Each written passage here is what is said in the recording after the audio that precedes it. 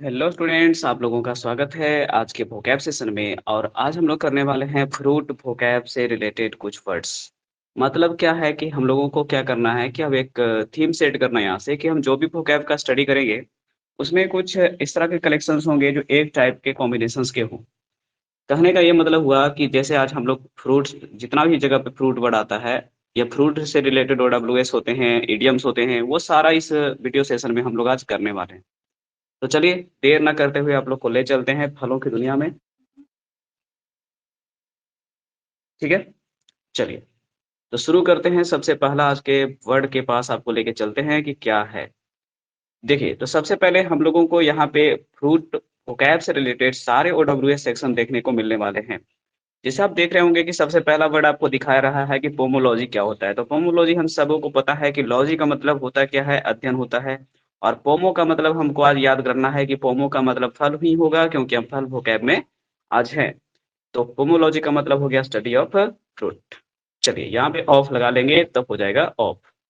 Second word आप देख रहे होंगे ऑर्चार्ड होता है। तो आपको ऐसे बगीचे में कभी कभी कोई आदमी ले जाएगा जहाँ पे सिर्फ फल ही फल होंगे। ठीक है ना। तो फ्रूट गार्डन का दूसरा नाम क्या हो जाएगा आपका, ऑर्चार्ड हो जाएगा स्टूडेंट। तो ये हो जाएगा आपका ऑर्चार्ड यानी फल उद्यान। अब देखिए, कई बार क्या होता है कि कोई एक बगीचा में पहले सेब का बगीचा था, फिर आम का बगीचा था, फिर अमरूद का बगीचा था। और ऐसे बगीचों के संग्रह को कहा जाता है आपके पास में ग्रोव।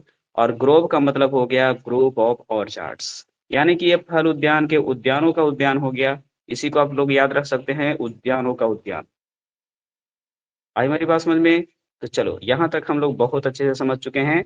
और चूंकि हम लोग वीडियो को चाहेंगे कि छोटा रहे, इसलिए थोड़ा तो हम लोगों को समझते हुए स्पीड में निकलना भी पड़ेगा।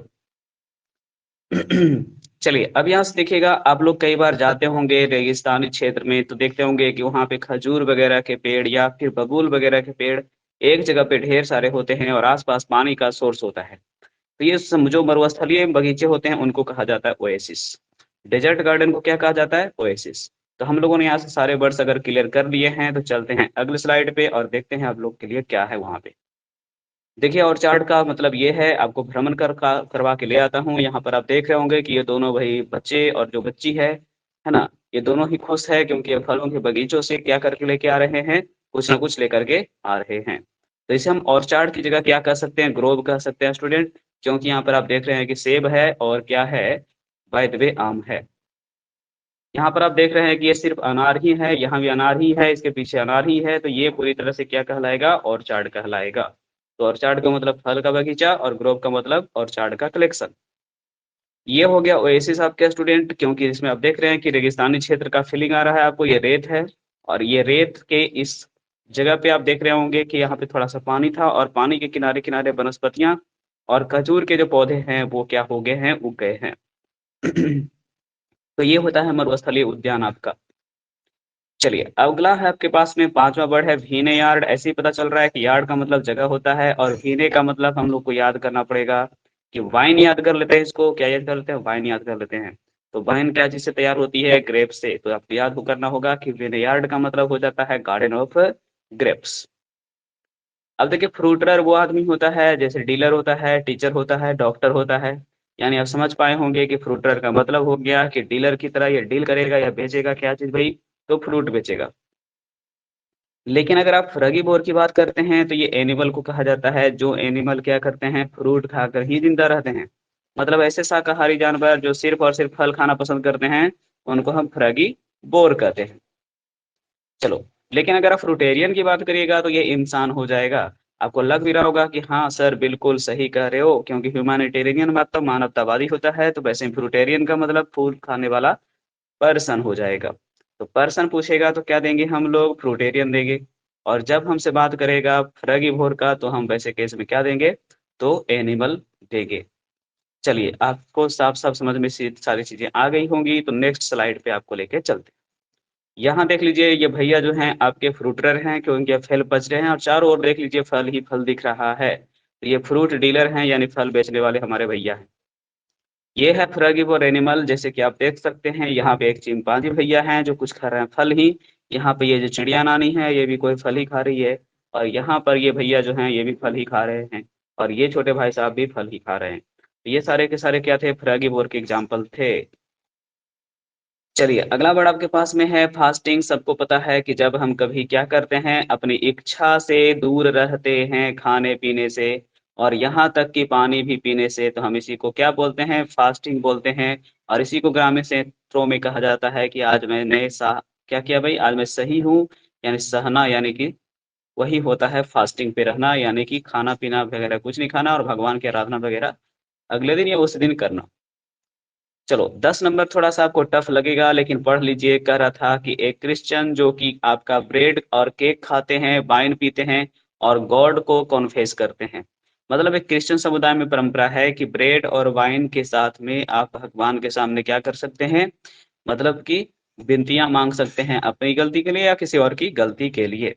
ये आपको टफ लगेगा, लेकिन आपको याद रखना चाहिए कि जो आपका जो ये क्राइस्ट वर्ड है, यहाँ से बना होगा और वहीं से आपको याद रखना है। क्लियर है? ये क्राइस्ट वर्ड यहीं से बना होगा और आपको वहीं से क्या करना है, याद रखना है। चलिए, अगला वर्ड आपके पास में क्या है वो देखिए। यहाँ पर वर्ड आप देख पा रहे होंगे कि नैवेद्य है। तो नैवेद्य का मतलब होता है कि हिंदू सभ्यता में अगर आप भगवान को प्रसाद जो लगाते हैं, ये भगवान का जो भोग होता है, ये भगवान को लगाए जाने वाला भोग को ही क्या कहा जाता है? नैवेद्य कहा जाता है।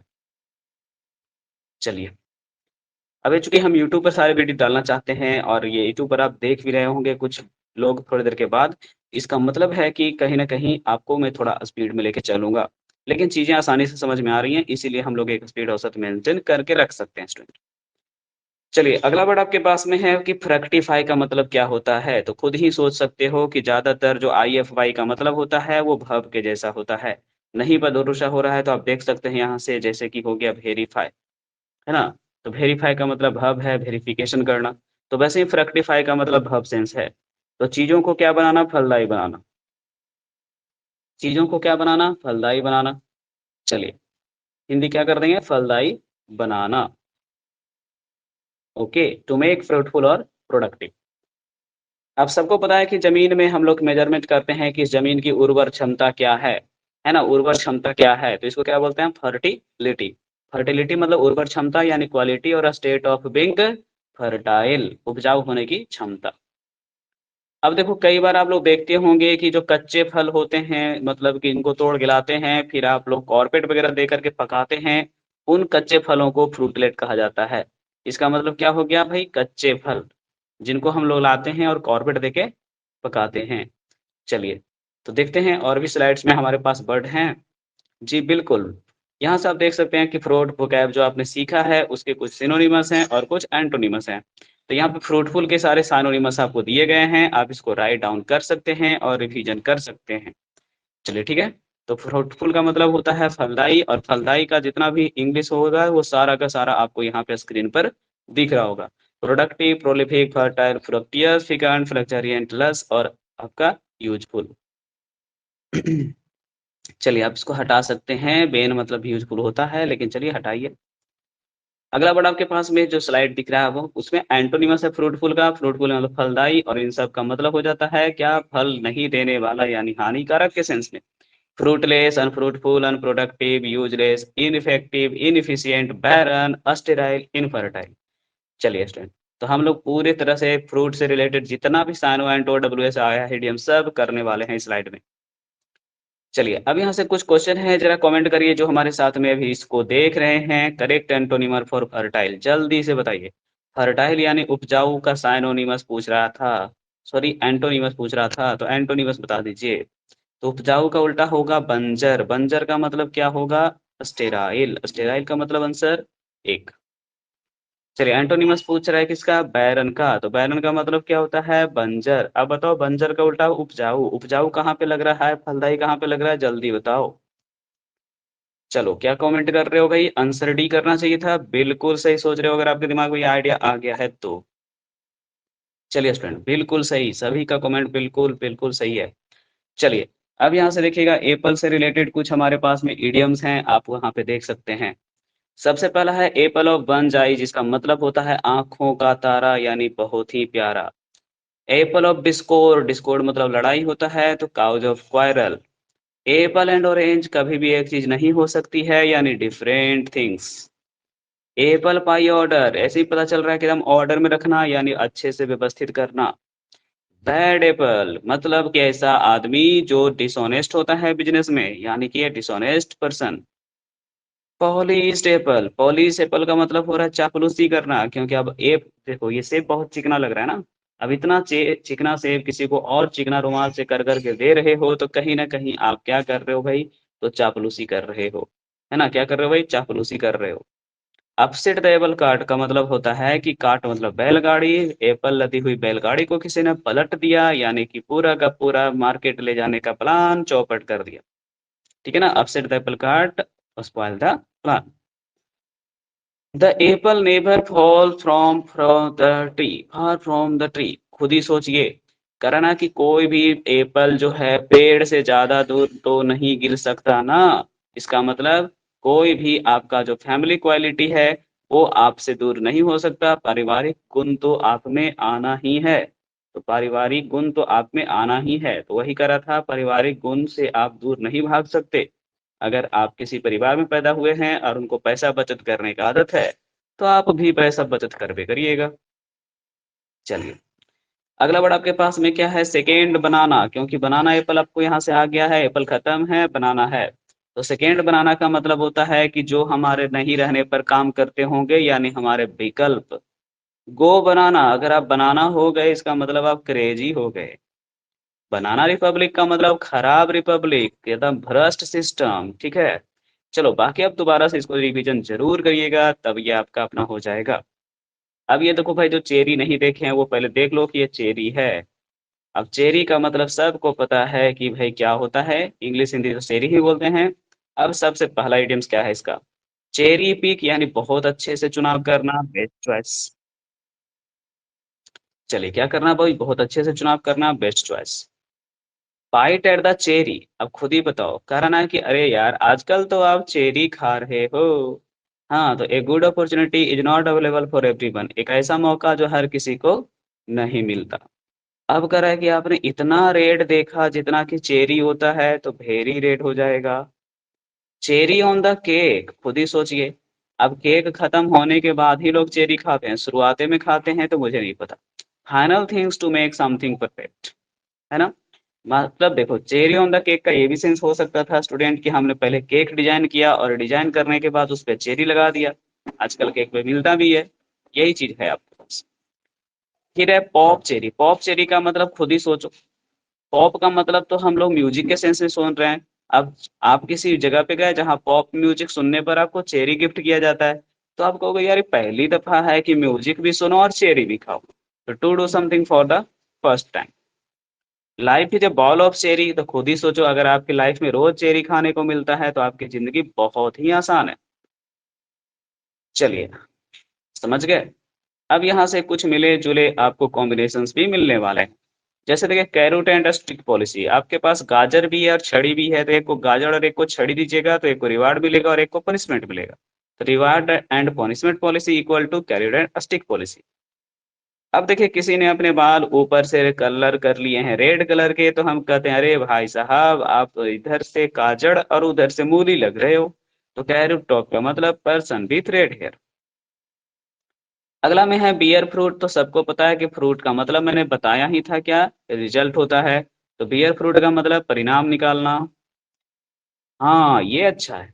पलम का मतलब बेर, और अगर आपको जॉब ऐसा मिला है जिसमें आपको बेर ही बेर मिलते हैं, तो बहुत ही अच्छा जॉब मिला है, क्योंकि सोच रहे हो बेर जल्दी मिलता नहीं है, बहुत ही लिमिटेड सीजन में मिलता है।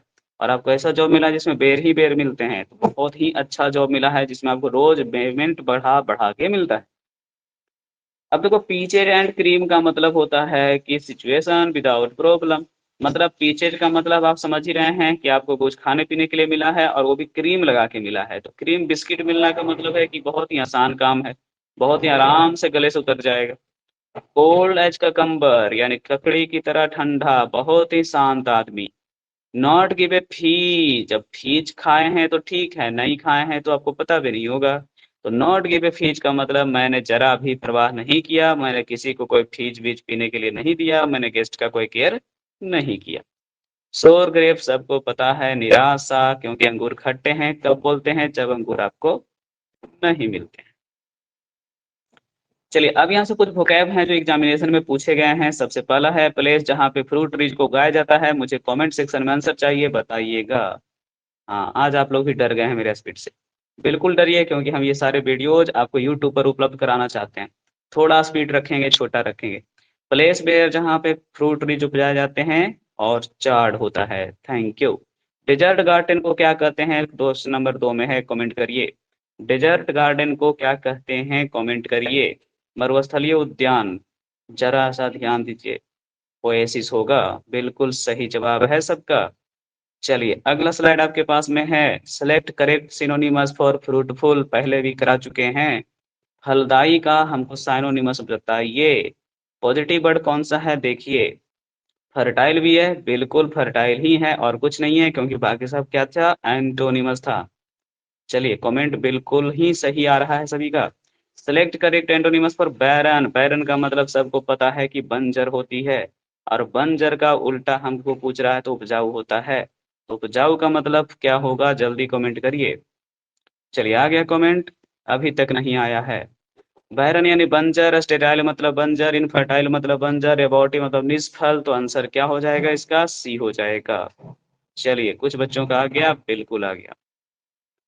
चलिए स्टूडेंट, जल्द ही यह स्लाइड खत्म होने वाला है। ऑल vocab क्वेश्चन आस्टेड एग्जाम में अगला क्वेश्चन है, ग्रेव गार्डन को क्या कहते हैं? ग्रेव यार्ड कब्रिस्तान होता है। ग्रोव का मतलब फल उद्यान होता है। डेजर्ट मरुस्थल होता है। क्या बच गया answer?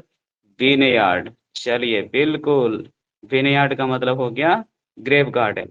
Animal living on fruit, याद करो फ्रूटेरियन था? नहीं, बिल्कुल नहीं। क्या था आपका? फ्रूटर था? नहीं, ये तो डीलर होता था। तो बताओ, जो फल खाने वाले जानवर का फोटो दिखाया था उस पे क्या लिखा हुआ था? फ्रगीबोर लिखा हुआ था। तो ये हो गया आपका क्वेश्चन भी clear. One who deals in और सेल्स फ्रूट, जल्दी कमेंट करो। जो व्यक्ति डील करता है और सेल करता है फ्रूट, उसे हम डीलर, टीचर, इंस्ट्रक्टर की तरह क्या बोलते हैं? बिल्कुल सही जवाब आना चाहिए, फ्रूटरर। चलिए, बिल्कुल आप लोगों का सपोर्ट अच्छा लगा। अब यहाँ से फ्रूट वोकेबलरी में कुछ तस्वीरों पे फ्रूट के नाम लिखे गए हैं। आप अगर नहीं जानते हैं तो इनको क्या कर सकते हैं? देख करके समझ सकते हैं कि चेरी इसको बोलते हैं, कोकोनट इसको बोलते हैं, है ना, ग्रेप फ्रूट इसको बोलते हैं। आप यहाँ से समझ सकते हैं। तो चलिए, हम लोगों ने कोशिश किया है कि ये वाला जो राउंड है थोड़ा छोटा रखने का, ताकि आप लोगों को ज़्यादा मजा आए, और यूट्यूब पर जब ये सारे वीडियोज आप देख रहे हो तो वहाँ भी आपको ज़्यादा टाइम नहीं लगे, तो आप खुश होंगे। तो चलिए आज का सेशन बस इतना ही, फिर मिलते हैं अगले सेशन ऐसे ही कुछ इंटरेस्टिंग इंटरेस्टिंग सेशन के साथ आपसे।